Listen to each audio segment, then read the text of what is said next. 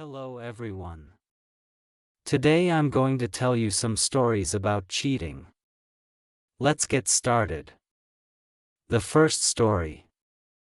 The rain hammered against the panoramic windows of their minimalist apartment, mirroring the relentless storm brewing inside Kenji. He stood, stiff as a statue, watching the neon signs of Tokyo blur through the downpour. Across the room, Sakura sat on the impeccably white sofa, a single crimson lipstick stain the only jarring note in the otherwise sterile environment. Kenji had always prided himself on his composure. He was a successful architect, a man who built structures of precision and strength. He had built his marriage to Sakura on the same principles: loyalty, trust, a shared vision. But now, the foundation had crumbled. The evidence lay in the envelope on the coffee table, a bland manila rectangle containing photographs that burned in his memory. Sakura, her face flushed with passion, in the arms of Ryuichi, the dragon; Tanaka, the notorious head of the Yakuza. He hadn't meant to find them. An anonymous tip, a whisper in the dark about Sakura's late nights, had led him down a rabbit hole he wished he could unsee. He had hired a private investigator, hoping against hope that it was a mistake, a cruel joke. But the camera never lies. "Kenji," Sakura began, her voice a fragile tremor. "Please let me explain." He didn't turn. "Explain? Explain how you betrayed me? How you risked everything we've built with a man who makes his living on fear and violence." He could feel her presence behind him, the faint scent of her perfume, a fragrance he had once adored, now nauseatingly cloying. "It started innocently," she said, her voice thick with tears. "He admired my pottery. He bought everything I made. He made me feel seen, Kenji. You were always so busy, so consumed by your work." Kenji finally turned, his eyes like chips of obsidian. "Seen? Is that what you call it? Being seen by a monster?" He knew Ryuichi Tanaka's reputation. He commanded respect, or rather, instilled terror. He brokered deals with a ruthless efficiency, his word law in the underworld. Kenji couldn't comprehend what Sakura, with her gentle spirit and artistic soul, could possibly see in such a man. "He's not a monster," Sakura protested, her voice rising. "He's complicated. He's been hurt. He understands me." Kenji laughed, a short, bitter sound that echoed in the vast apartment. "Understands you? He doesn't understand love, Sakura. He understands power, control. He'll chew you up and spit you out. You're just another trophy to him, another conquest." He walked towards her, the distance between them feeling like a chasm. "Do you love him?" he asked, the question tearing at his throat. Sakura hesitated, her gaze flickering away. That hesitation was his answer. "Get out," he said, his voice devoid of emotion. "Leave. Now. Kenji, please, now." Sakura, defeated, rose to her feet. She snatched her purse from the coffee table, avoiding his eyes. As she reached the door, she paused, turning back to him. "You don't understand, Kenji. I'm in danger. If I leave him, he'll..." She trailed off, her face pale. A cold dread washed over Kenji. He had been so consumed by his own pain and betrayal, he hadn't considered the ramifications of her affair. He had opened a door to hell. "You knew this," he said, his voice low and dangerous. You knew who he was, what he does. Sakura nodded, tears streaming down her face. I thought I could handle it. I thought I could charm him, control him. Kenji knew, with a sickening certainty, that they were both pawns in Ryuichi Tanaka's game. Sakura, seduced by his power, and Kenji, about to become collateral damage in a war he never wanted. The rain continued to lash against the windows, mirroring the tempest raging within him. He had two choices: let Sakura walk out the door and face the wrath of the dragon, or protect her, even after everything she had done. He loved her, he realized, a love so deep, so ingrained, it defied logic and reason. He couldn't let her walk into the abyss. He took a deep breath, steeling himself for what he knew he had to do. He could use his connections, his influence, to try and disappear her, give her a new identity, a new life far away from Tokyo. It would be expensive, dangerous, but he would do it. Okay, he said, his voice barely a whisper. Okay, I'll help you. Sakura looked up, hope flickering in her eyes. You will? Kenji nodded. But understand this, Sakura. When this is over, we're done. There is no forgiveness for this. But I won't let him hurt you. He walked to the window, the neon lights reflecting in his dark eyes. He was entering a world he had always avoided, a world of shadows and violence. He had built his life on order and control. Now, he was about to surrender himself to chaos.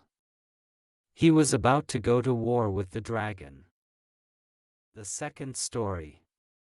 The rain hammered against the panoramic windows of their penthouse, mirroring the tempest brewing inside Amelia. Outside, the city glittered, indifferent and oblivious.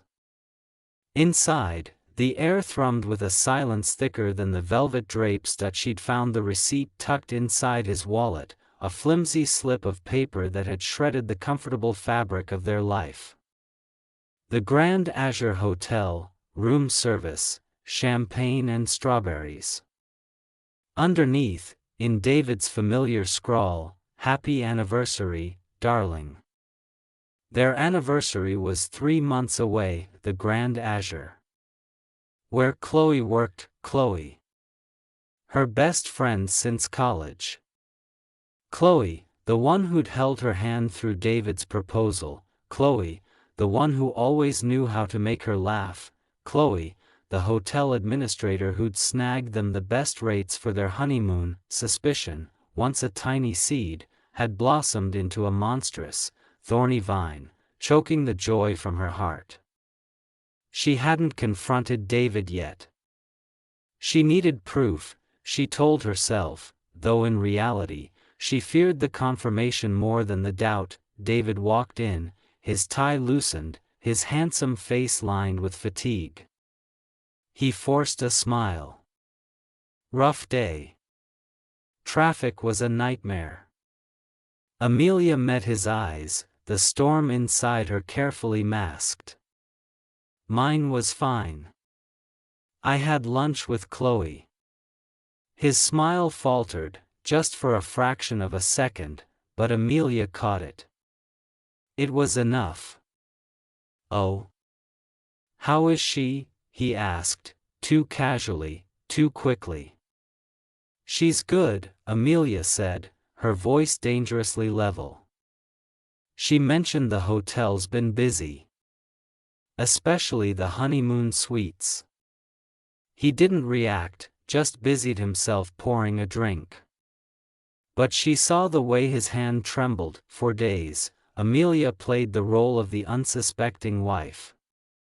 She cooked his favorite meals, asked about his work, even made love to him, the act a torment, a grotesque charade played out under the cold, indifferent gaze of the city lights. All the while, she was gathering her ammunition. She booked a room at the Grand Azure, under a false name. She arrived late, a single woman shrouded in a trench coat, her face hidden beneath a wide-brimmed hat. She wasn't there to relax. She was there to watch. She saw Chloe. Chloe, with her bright smile and easy laugh, the woman Amelia had trusted with her deepest secrets. And then she saw David. He arrived, looking furtive, his eyes scanning the lobby before settling on Chloe. Their embrace was brief, but intimate. A quick kiss on the lips, a whispered word, a shared secret that excluded Amelia entirely. The pain was a physical blow, a knockout punch that left her gasping for breath. Her carefully constructed world shattered into a million pieces. She retreated to her room, the silence punctuated only by the pounding of her own heart. The next morning, she called David. "Meet me for breakfast," she said, her voice devoid of emotion. The Grand Azure. He arrived, looking surprised, but also wary. He sat across from her, the bustling hotel restaurant buzzing around them like angry bees. "Amelia, what's going on?" he asked, his brow furrowed. She slid the hotel receipt across the table. He paled. "David," she said, her voice trembling now, "who were you celebrating your anniversary with?" The silence that followed was deafening. He stammered, tried to deny it, but the guilt was written all over his face, a roadmap to his betrayal. "Chloe," he finally whispered, the name a death knell to their marriage. Amelia stood up, her eyes burning with unshed tears. "I'm done, David." She turned and walked away, leaving him sitting alone amidst the debris of his deception. The rain had stopped. The city, washed clean, glittered with a newfound clarity. Amelia didn't know what the future held, but one thing was certain: she was free. Free from the lies, the deceit, the crushing weight of betrayal. The climb back would be arduous, but as she stepped out into the morning light, a flicker of hope ignited within her. She would rise from the ashes, stronger and wiser. She would rebuild, alone if necessary, but she would rebuild. And she would never again mistake a friend for a snake in the grass. The third story. The plush velvet seat felt alien beneath Arthur, usually content with the worn comfort of his armchair at home.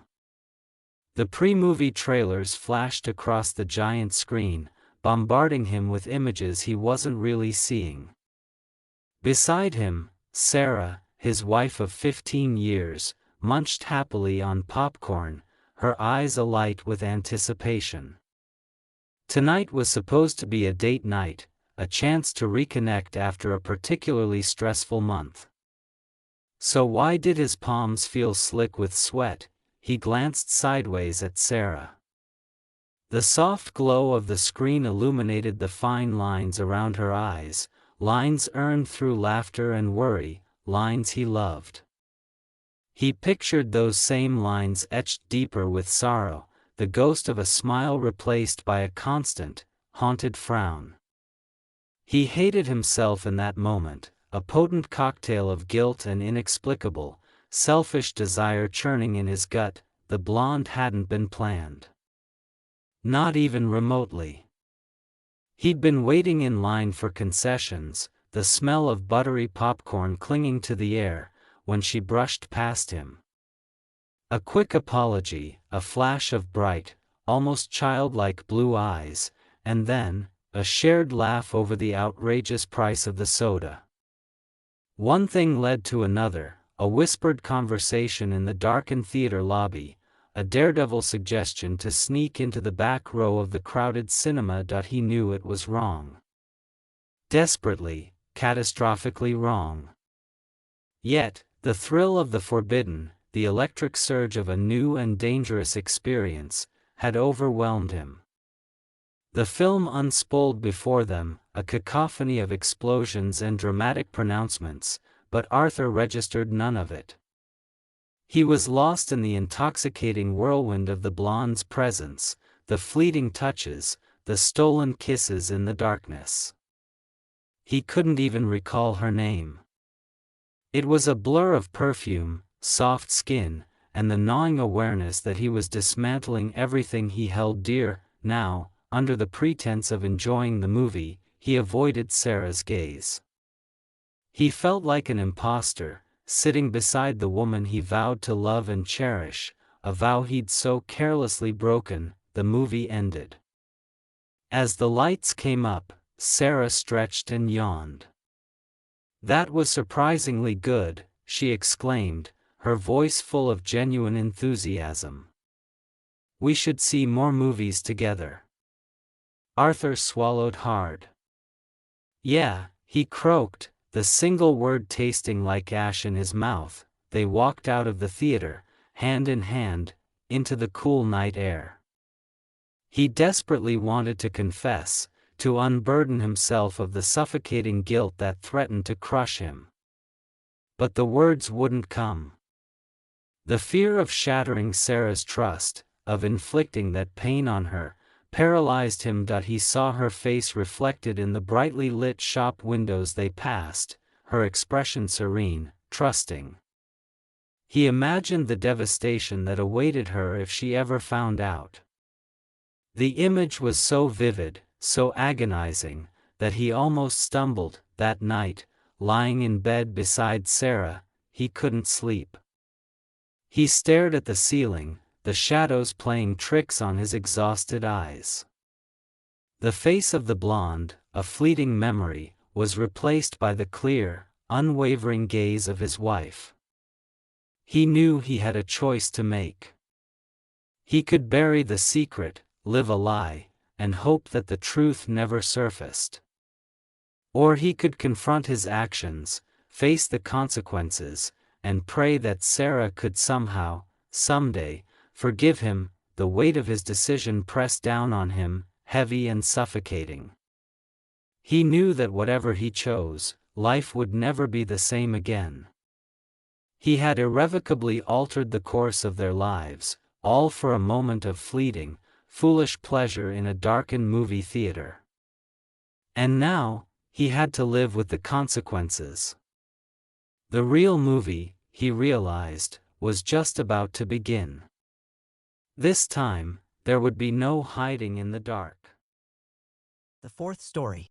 You can replace this text with any text you wish. You can either write in this text box or paste your own text here. Try different languages and voices. Change the speed and the pitch of the voice. You can even tweak the SSML speech synthesis markup language to control how the different sections of the text sound. Click on SSML above to give it a try. Enjoy the crystal chandelier above. A constellation of glittering promises seemed to mock Eleanor. She sipped her champagne, the bubbles doing little to soothe the acidic burn in her stomach. La Fleur, the city's most opulent restaurant, was supposed to be a celebration. 20 years of marriage to Richard, a milestone marked with truffle risotto and a bottle of Dom Perignon. Instead, it felt like a gilded cage, trapping her with the knowledge that Richard's fidelity was as fragile as the spun sugar sculptures adorning the dessert cart. It had started subtly, a shift in Richard's gaze, a hesitation in his touch. Eleanor, an artist by trade, was attuned to nuance. She saw the flicker of something unfamiliar in his eyes, a secret he wasn't quite adept at hiding. Then came the late nights at the office, the forgotten anniversaries, the password change on his phone. Tonight, the truth had presented itself like an unwanted amuse-bouche. Richard had excused himself to make a phone call, leaving Eleanor to admire the pretentious floral arrangements. That's when she saw them. He was standing by the bar, his back to her, his hand resting lightly on the arm of a striking young woman with a cascade of auburn hair. The woman, a waitress at La Fleur, was laughing, her head tilted back in a way Eleanor recognized, a way Richard used to make her laugh. He leaned closer, whispering something that made her blush. Eleanor hadn't needed to hear the words. The connection was undeniable, a current of electricity that crackled between them, a connection that had long since faded between her and Richard. Now, he was back at the table, oblivious to the storm raging inside her.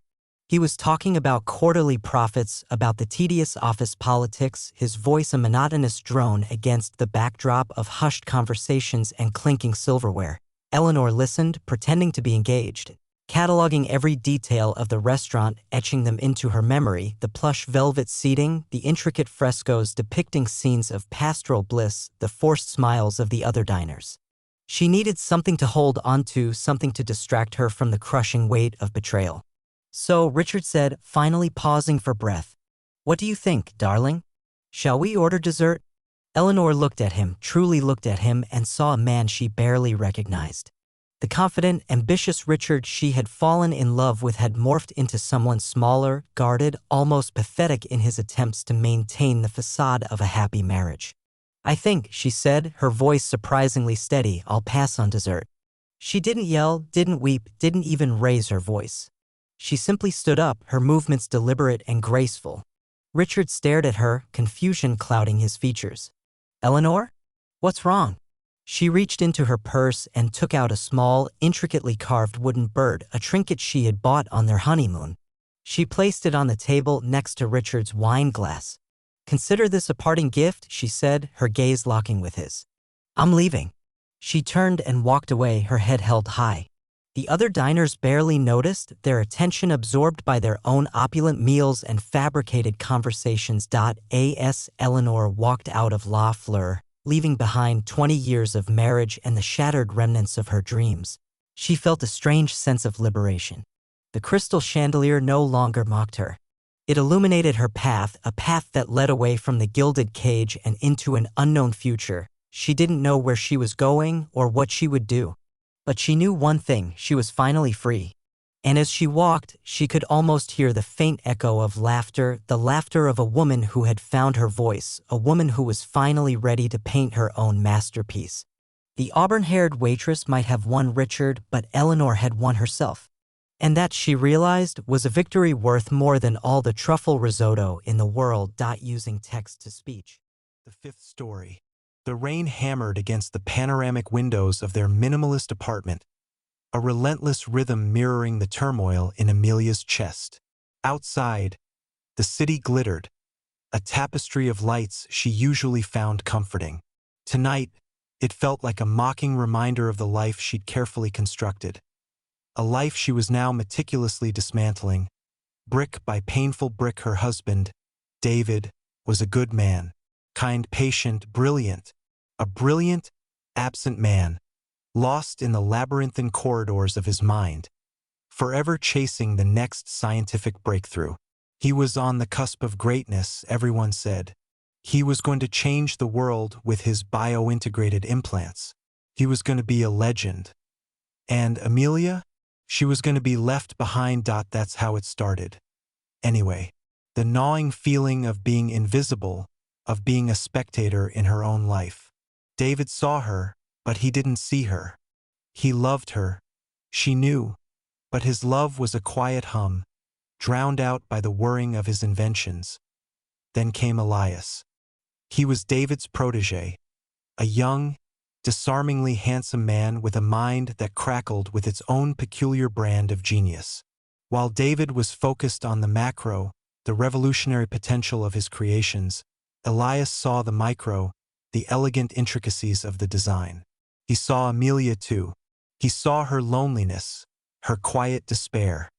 He saw her, and he acknowledged her. It began with late-night conversations, fueled by lukewarm coffee and the shared frustration of trying to decipher David's cryptic instructions. Elias would listen, truly listen, to her complaints about David's forgetfulness, his absent-mindedness, his complete detachment from the everyday realities of their lives. He'd offer words of comfort, a touch on her arm, a slow, knowing smile that sent shivers down her spine. Then came the kisses. Tentative at first, then desperate, hungry. He made her feel alive again, desired, seen. He filled the void David's absence had created, a void that had grown to alarming proportions. Their affair was a tempestuous dance of guilt and exhilaration, a forbidden pleasure born from neglect, now, Standing by the rain-streaked window, Amelia clutched the chipped porcelain mug, the warmth doing little to thaw the ice in her veins. David was due home any minute.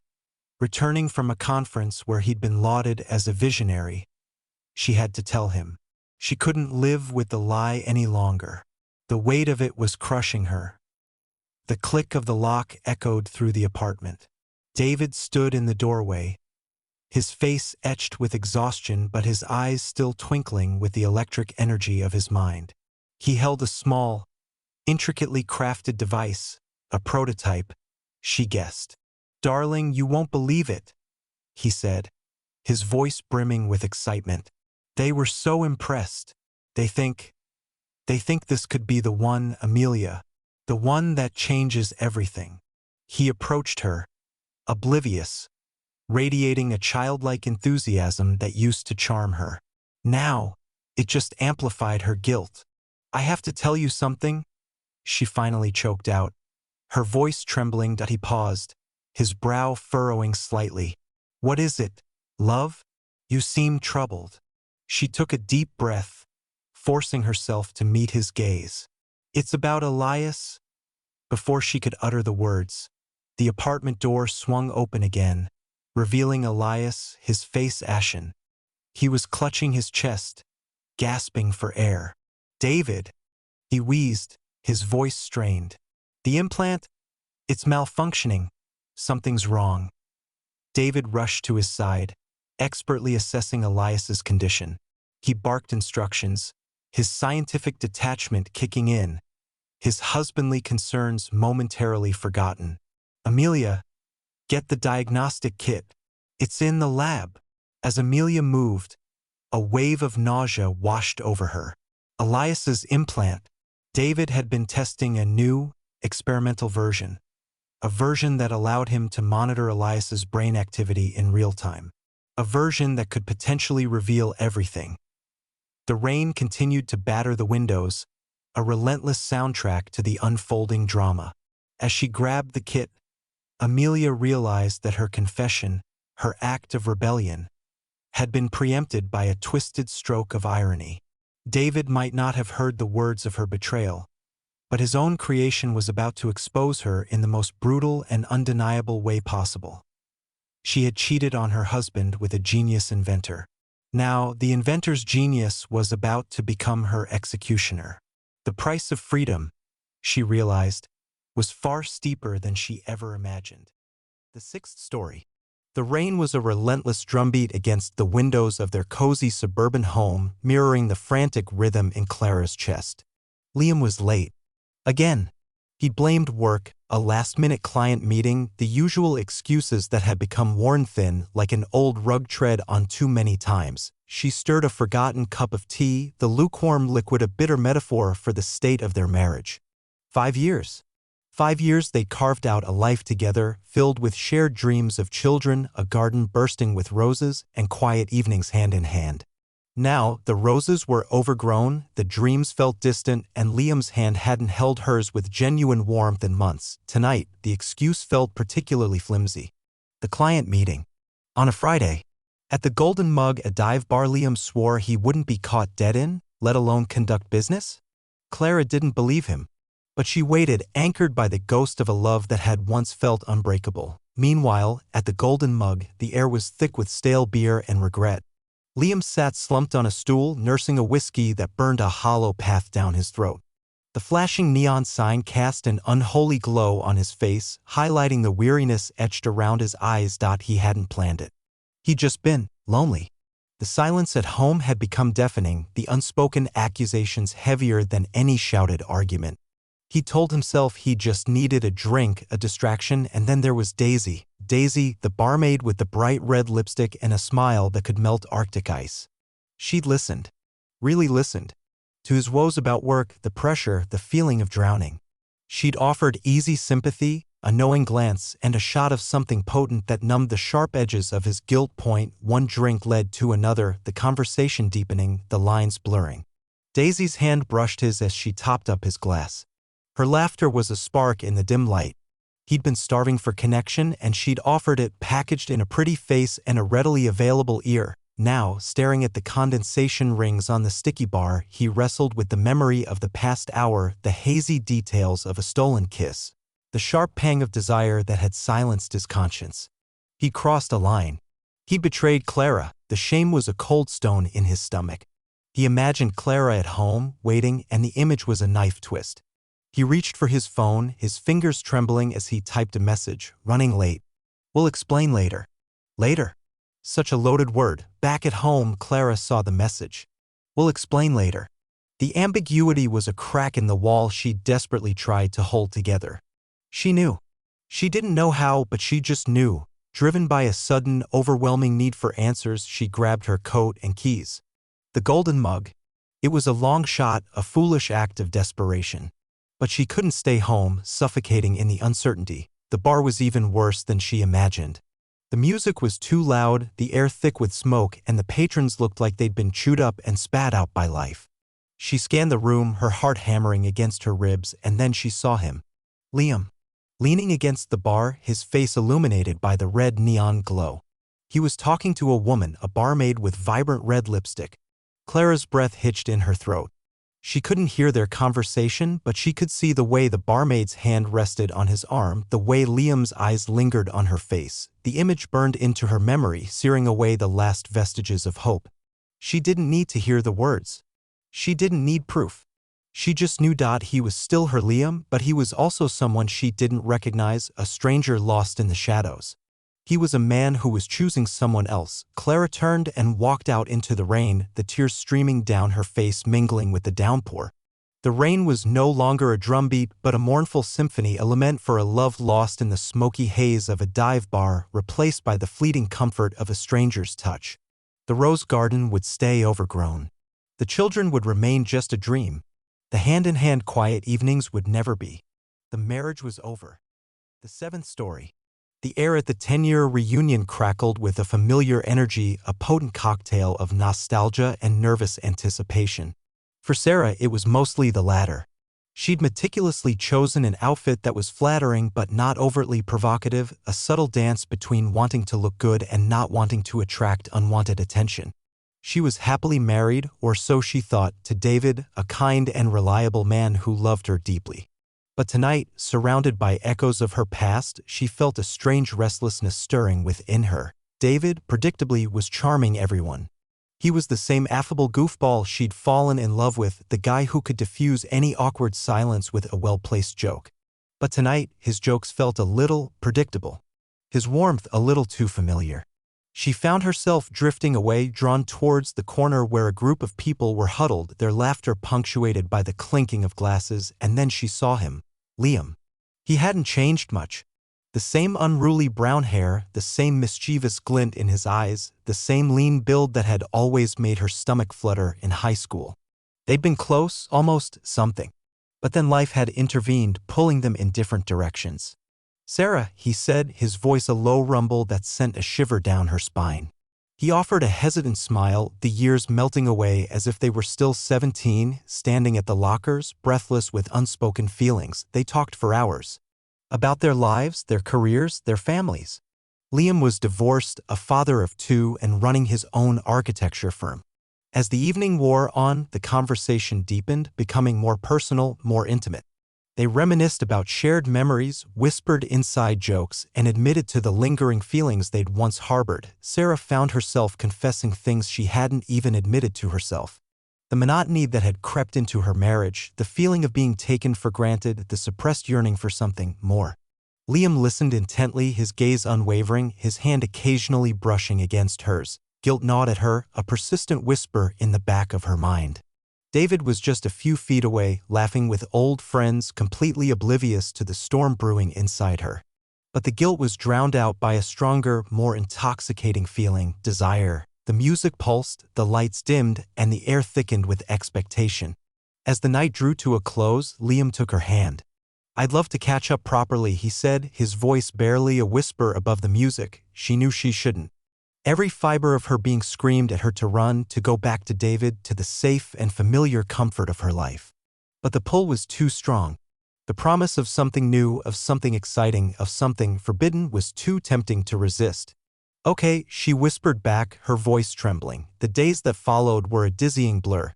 Sarah lived a double life, juggling her responsibilities to David with secret rendezvous with Liam. They met for coffee, for lunch, for late-night walks under the stars. Each stolen moment fueled the fire, blurring the lines between reality and fantasy. One rainy afternoon, in a small, out-of-the-way motel room, they crossed the line. The guilt afterward was suffocating, a heavy weight on her chest. She knew she had made a terrible mistake, a betrayal that could shatter everything she held dear, but the memory of the passion, the raw intensity, the feeling of being truly seen and desired, lingered. And in the quiet moments, when David was asleep beside her, she couldn't help but wonder if she had finally found what she had been missing all along. The reunion, intended to be a celebration of the past, had irrevocably altered her present. Now Sarah was faced with a choice: confess her infidelity and risk losing everything, or continue living a lie, forever haunted by the ghosts of that night. The future stretched before her, uncertain and fraught with consequences. One thing was clear: her life would never be the same.